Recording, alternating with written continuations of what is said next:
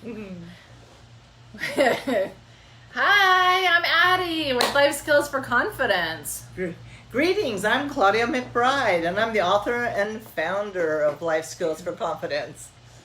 And today we are live again. We just finished up our teen social hour with some spectacular teens, and at the end we did silly faces. We couldn't talk all of them into doing a silly face, but it was fun for me nonetheless. We got one dog face. That was a cute dog. Oh, that was a cute dog. Cute doggy face. Yay, so we're so happy to have you here.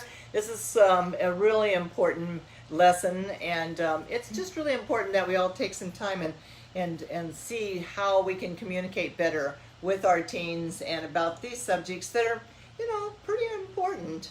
Absolutely. Today's lesson is 2.2, and it is called Healthy Energy. Now, healthy energy being more the healthy energy that is inside of your body. When I put the picture on the teen social hour, I added the water because I thought that it was a healthy eating one. But I didn't review the lesson, so my bad.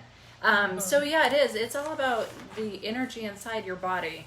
I did send some of you parents, I texted you this message or this video, a link to the Vimeo, because I thought that this would be a really good one for you guys to watch and kind of have some discussions with your teen or tween. Let us know if you have any questions. And then if you are watching this and you guys want this video, just comment below and we'll make sure that you get the message. You bet. We can send out a copy very easily. And also from our last lesson on the opposites, we also have an opportunity to send you an updated list, which is basically a list of some dialogue that you can have with your teens about the future, things that you can actually look and see what the balance is between happy and sad, or between now and the future, what's going on. So right, there's a nice just a short list that would be real interesting. Well, it's just crazy to me how many opposites there are, right? Like anyway, so from today's message we had kind of three major takeaways, if you will. We talked about the healthy energy cycle, we talked about guarding your thoughts, and then we talked about finding and maintaining your inner calm. Oh, that's such a good one.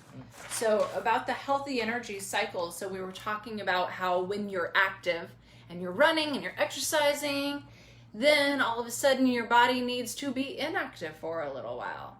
And then once you've sat and you've relaxed and your body has a chance to catch up again, then it wants to be active again, and then you're active, and that is one of nature's cycles. We talked about nature's cycles also being in the patterns of nature, with the wind cleaning the earth. With the wind cleaning the earth, and we talked about fire, earth, air, and water. Yeah, all those essentials that we have to have for our very existence, and how much more respect that we can give that, and also how much more time we can think about the interactiveness of those, and how the air is cleaning the earth, and how right now, unfortunately, the fire is cleaning the earth. However, it's not always positive, but it's always interesting to know that those things in nature are going to give us energy. They're going to give back to us the energy. So, and it's a cycle. I mean, that energy cycle, whether it be active and restful, and active and restful, or and whether static. it be you got to put static in between static. that. Yeah, active, static, and then restful, static, because that's kind of the period. If you're rushing and all of a sudden you stop rushing, you can still feel the energy going. That's kind of your level of regrouping, or if you're taking a deep breath and then there's no breathing at all, and then all of a sudden you're exhaling, then there's a quiet time again. So the static is part of the cycle. Well, and I'm glad that you brought up the breathing part, because that was another thing that we talked about in this lesson that I thought I actually used it today because my head was hurting. Directing your breathing to direct the energy to a part of your body. So today my head was hurting. I was listening to this video preparing for our teen social hour, and I took a deep breath in And I thought about directing the energy to my mind. So I took the positive energy breath in, and then I exhaled and sent the energy to my head, which was hurting. And it's feeling a lot better. Yeah, actually, when we do breathe, that is where the energy goes. It does go to our mind in general. So if we want to redirect it to some other part of our body, it is a possibility of it having some additional helping us. One of the things, though, that is got to be included is positive thinking. So while you're doing it, you also have to think positively about, hey, Jack, my brother Jack's on. Hi, bud. How are you doing? And Allison. Hi, Allison. Fantastic. Thanks for watching. Yeah, that's And the then healthy I just energy saw cycle. Kay, I think Kay was on too. Okay. So Awesome. that Yeah. is, yeah. We talked let's about talk about- impressions and intuitions, how important they are, and to being aware of them. I mean, I'm sure sometimes kids kind of wonder about, well, what am I thinking that way for? It's kind of, strange. But if they realize that that's kind of a process that our mind, body, and spirit do, that it's probably good to listen to our intuitions.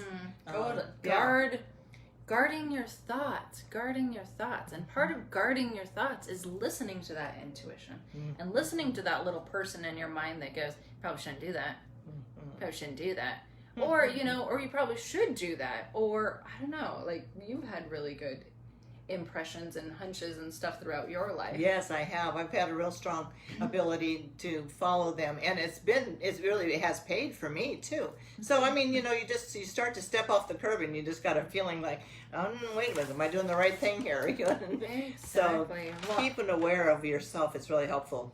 So calming yourself by using your breath. Overstimulation. Yep, and a lot of the students, so we were asking what their takeaways were, and a lot of the students kind of associated this with meditation, which was interesting. The deep breathing, relaxing your mind.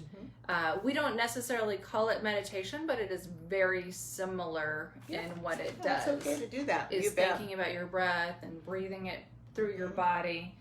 Calming yourself, calming your thoughts, calming your mind is part of guarding your thoughts, as well as, like Mom said, making sure that the thoughts that you're allowing in your mind are mostly positive. Yeah. Yeah, you can be aware of your negative thoughts for sure, but if you have negative feelings, you really need to supervise them.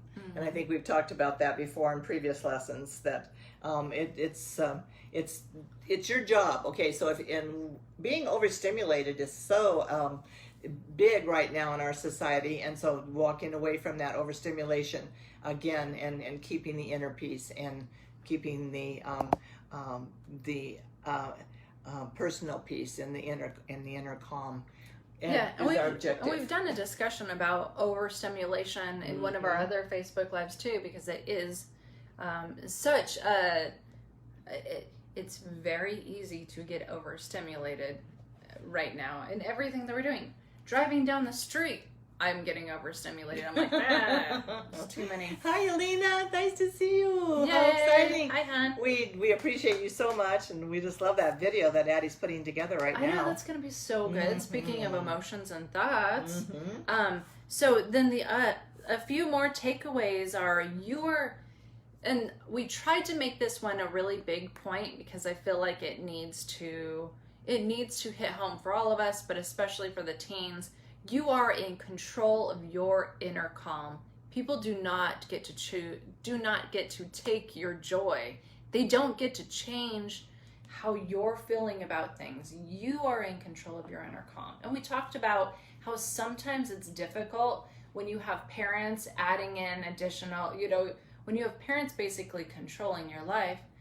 You still have that control of yourself. You still have control of your joy or your I think I know it's about time to wrap up, but I think that the primary point of this lesson is for them to understand that we have this life, and the existence of all living things is extremely valuable, and that kind of respect that we need to have for the breath of life. And gosh, I mean, just breathing calms us down. So when you look at all the things that are living, it's just fascinating. It's totally fascinating, and we want to have respect for one another, of course, most of all. And get outside. And get outside and go join nature. Woo! That was a big takeaway that they had said too, is the reminder that we all need to go outside. Yes, it's 115 degrees where we're at in Phoenix right now, and it does it's a little warm. Yeah. But go out in the morning and look for the messages from nature. Look for the birds. Yeah, it is too hot now. I know. Okay, 5 o'clock in the morning, 6 o'clock in the morning. Yeah, that works. But go outside just for a minute. Look at the clouds. Look at the trees. Look at the messages from nature. Yeah. And then We're old enough and smart enough that as adults we can step out and do that, and we know that something's going to come our way, whether it's a bird or something that's going to kind of just bring something special to us. I mean, I think younger people might be looking for outside stimulation or something else to kind of give them, the buzz, but we're not looking at all, or not even paying attention at all. Yeah, and so that's one of the things that we work with, is how to give them more of an awareness of that flow of energy. Yeah, and Yelena has a good idea too. I mean, swimming gets you outside. That's especially since it's so hot here. But paying attention to the nature around you when you are outside, when you are swimming, when you're walking. The other thing. The battery just went out. That's okay. It's not. Oh, good. What were you Okay, technology. So we gave the teens a takeaway this time to journal, to write in their journals. We said, after this meeting, go and sit and think, what is the first thought that pops into your head? And then from that first thought that pops into your head, ask, what am I feeling?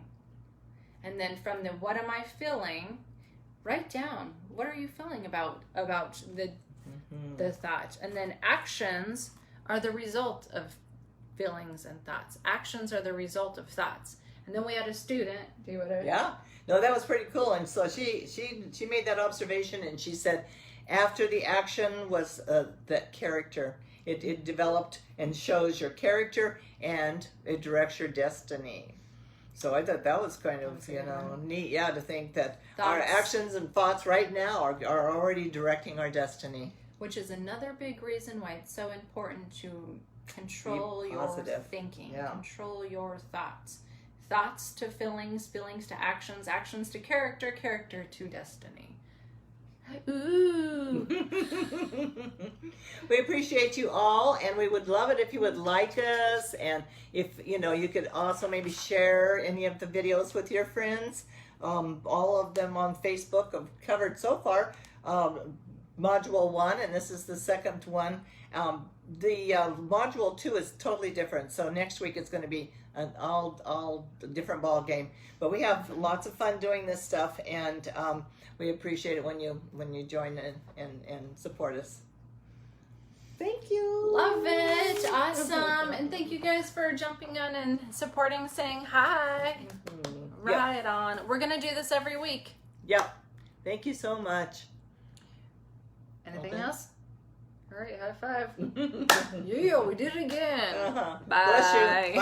Bye.